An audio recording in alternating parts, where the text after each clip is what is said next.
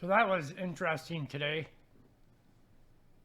Yeah, I realized I started the video and I didn't have the green screen down, so you get to see my unfinished wall in the back room, back part there. Anyway, a little bit of glare from the sun on the one side. Um, but anyway, they didn't close it below 2. Imagine that. It seems like a Ken Griffin move to me. I see Citadel got into this like beginning of the second quarter, whatever. They had like 1.4 million shares. I wonder how many they have now. That's him all the way. I mean, he knows the psychology of these shorts, so he's probably just playing with them, just getting them in as deep as they can possibly get, and then he's gonna run it up till it squeezes and then make bank. Did you know that it was Citadel that had, when he switched from going short on everything to going long on most things? That's what during that whole ape thing and whatever, they were parading around his buildings and flying planes around his place. But and then after that, he turned around and he went long on something, it squeezed, and he had one of the largest trades ever on the stock market. It was just like billions and billions and billions of dollars on one trade. It's like a new record or something. And then he did a little interview and he thanked the apes for that. And I'm like, what the hell? That's what it looked like, his move right here. Keeping them from keep it down, run it up higher, let them short it down, and then just hold it around, let them short it down, suck them in, and then hold them above 2. Because you know they wanted 2 today. You know they did. And I say they as in who's ever shorting the hell out of this. But, and I'm sure they still have puts for later on, you know, but whatever. It is what it is. But another thing I saw today, and I know some of you people will laugh because I've heard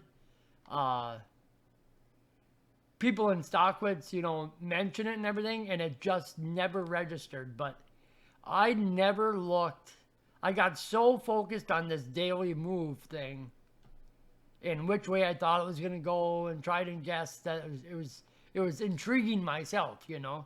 But I looked today at the weekly and monthly. I mean, just take a look at the weekly and monthly. And then you wonder why they jammed it down the last 2 weeks. Well, that's why. You know, remember a couple videos ago I was saying how I'm really surprised these investors that are in this long aren't, you know, buying more and whatever. But if you remember, I said I know that these institutions and stuff and hedge funds that are long and whoever else is long, they look at it at a much larger time frame. And even though I said that, I never thought to look at that weekly and monthly chart, you know. And but I know they, you know, they're in it for investing, so they look at it in a long time frame. They don't worry about this daily, weekly, you know, BS or whatever. So, but when you look at that, even the weekly, how it's just right up there, ready to cross over, you know. And I mean, if that goes over that, you know this is going for a ride. So, I mean, if they squeeze this out eventually next week, the week after, whatever, if they squeeze this out, this is going to crack that moving average for the weekly.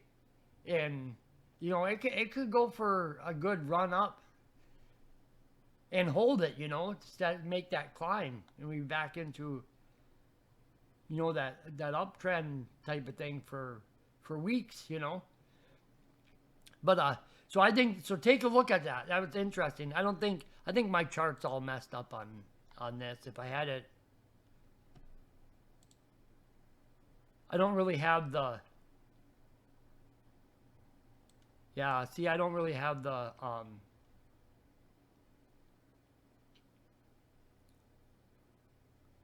moving averages on here. I could put them on, but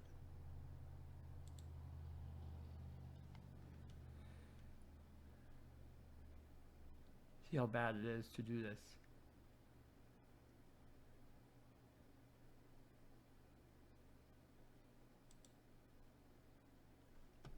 Ah, I have to take off the other ones that I have on here. Anyway,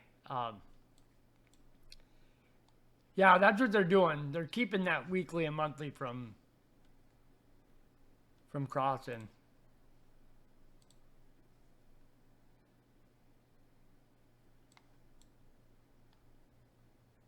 But that's pretty crazy. I know I was saying before that it'll probably make this swoop, you know. So again, we'll probably see that, you know, we'll probably see that kind of consolidate here. A little bit below, a little bit above, a little bit below. Kind of play around with it. But I don't know though. Look at the, I mean, on the hour here. Look at that. Look at that average down there. It's going below 30.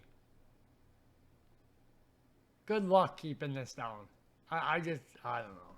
We'll see what happens next week, but it was an interesting day. I'll tell you what, looking at that, honestly, looking at that weekly and monthly, man, if you're in this quite a bit long, you know, invested in it, you're in a good spot right now. Oh my gosh. If people aren't buying into this, they're crazy. And I'm sure next week I'm going to get some shares.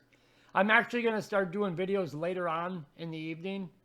Now, I got some prior engagements that I'm going to be doing like midday. So I'll be doing videos in the evening.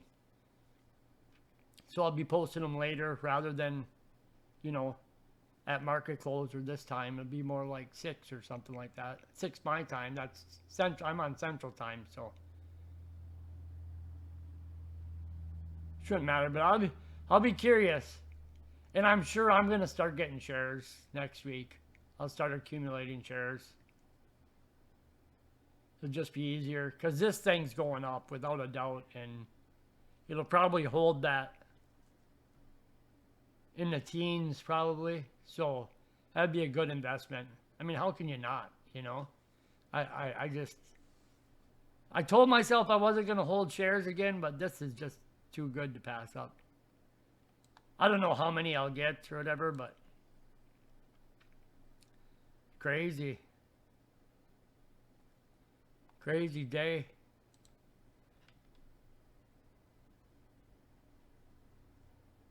I wonder, I can't change that, but so anyway, we'll just leave it at that.